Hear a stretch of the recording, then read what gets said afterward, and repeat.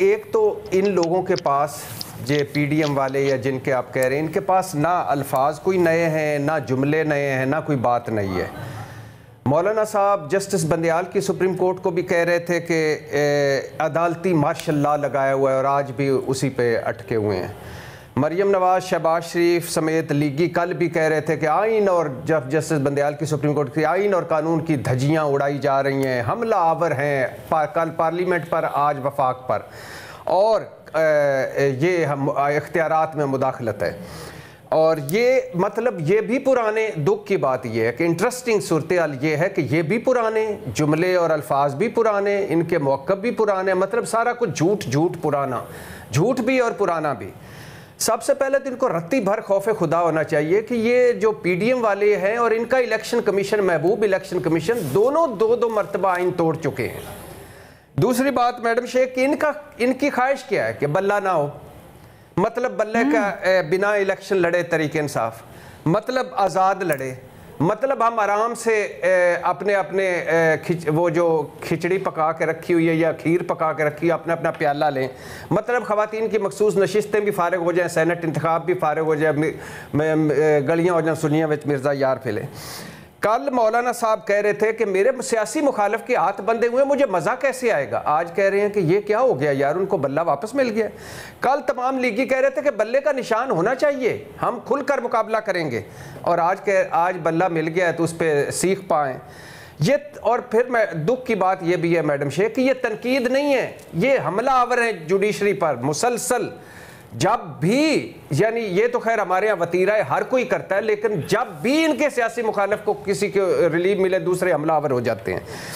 Peshawar high court کا قصور کیا ہے کہ کچھ پکڑ دھکڑ پر وہ بول پڑے تھے اور انہوں نے ریلیف دیا تھا، اور جلسے جلوس یا ورکر کنونشن پر انہوں نے ریلیف دیا تھا، اور اب یہ بلے پر ریلیف دیا ہے۔ اور یعنی انہوں نے کہہ کیا بیٹھے، وہ کہیں کس قانون کے تحت فیصلہ کیا ہے، الیکشن کمیشن سے پوچھ بیٹھے ہیں۔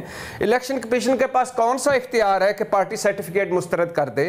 اگر مسلم لیگ نون سے شیر، پی پی سے تیر، مولانا سے کتاب لے لی جائے تو ان کا کیا بنے گا اس وقت جب الیکشن سر پر ہیں؟ جو پی ٹی آئی کے لیے پیمانہ ہے، کیا وہ دوسرے کے لیے ہے، دوسروں کے لیے ہے؟ اور پی ٹی آئی نے کاغذات جمع کرائے، آپ نے فہرست میں شامل کیا، کہاں لکھا ہے ایک پارٹی تفصیلات فراہم کرے اور الیکشن کمیشن رد کر دے؟ یہ سوال پوچھے تھے اور اس پر انہوں نے عارضی ریلیف دیا ہے۔ 9 جنوری کو اب 2 رکنی وہ ہے۔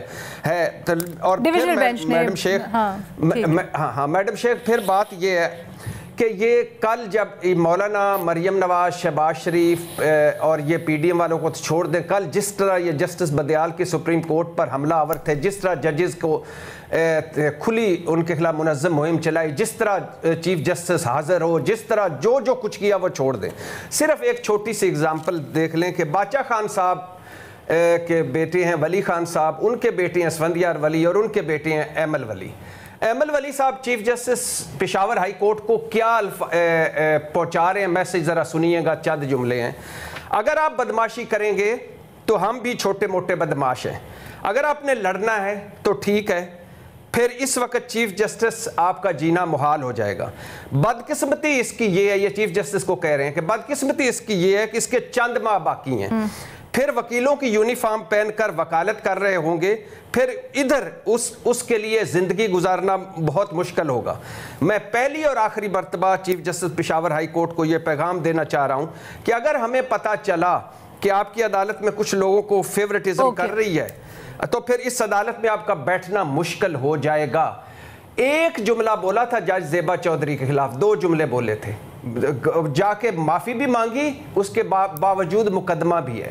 اور یہ کل پی ڈی ایم جو سپریم کورٹ اور چیف جسٹس کے ساتھ کر چکی تھی، اور آج یہ ایمل ولی جو کر رہا ہے، اس کے بعد میرا خیال ہے کہ اگر ان کے خلاف ایکشن نہیں ہوا تو یہ جنگل کا قانون ہوگا، اور پھر اس جنگل میں یہی لوگ رہ جائیں گے۔